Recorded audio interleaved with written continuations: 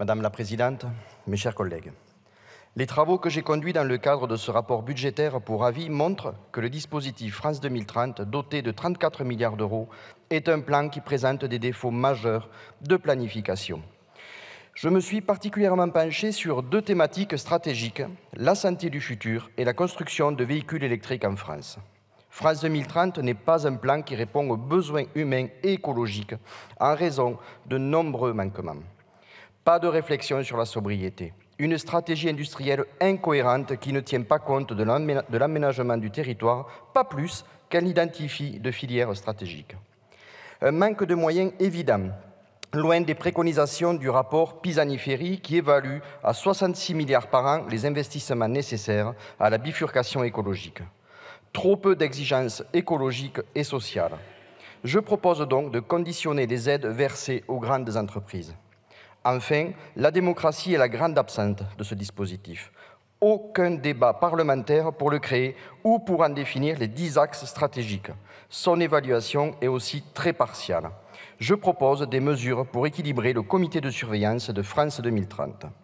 Sur le sujet de la santé, je veux alerter sur les incohérences majeures. France 2030 ambitionne de produire au moins 20 biomédicaments en France d'ici 7 ans. Si j'en crois les acteurs auditionnés, cet objectif ne sera pas tenu. Plus inquiétant, mon rapport présente le risque que la santé du futur occulte l'accès aux soins de tous les citoyens.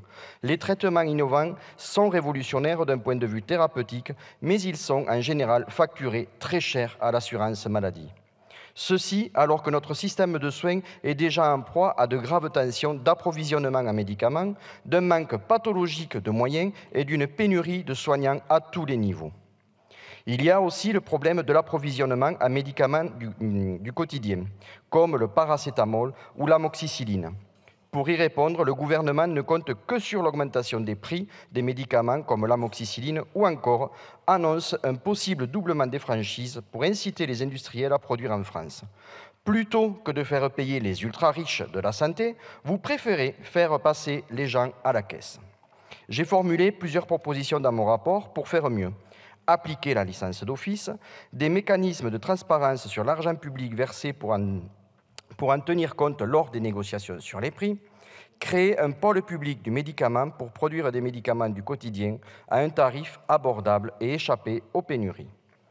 J'en viens à la question des voitures électriques, qui sont un moyen de mobilité davantage décarboné.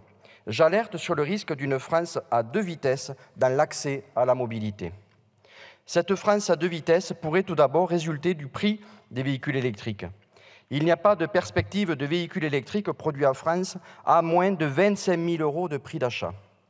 Il y a aussi un risque de France à 2 vitesses entre ceux qui auront accès à des solutions de mobilité alternatives, notamment en transport en commun, et ceux qui n'en auront pas, comme les habitants des zones très rurales ou de certains quartiers urbains. Aussi, la production de voitures électriques est un défi majeur pour notre souveraineté industrielle, mais elle nécessite de revoir en profondeur les relations entre l'État et les constructeurs automobiles. La puissance publique doit poser des conditions pour répondre aux nécessaires besoins humains et écologiques. Des exigences d'emploi, de relocalisation des productions, de modèles de voitures moins chers et plus sobres. Des critères d'installation maillant le territoire en tenant compte des qualifications ouvrières présentes dans les bassins désindustrialisés. Raison pour lesquelles j'émets plusieurs préconisations. Donner la priorité à la production de véhicules électriques légers, plus sobres, au prix plus accessible, contrairement au choix actuel des constructeurs Renault et Stellantis.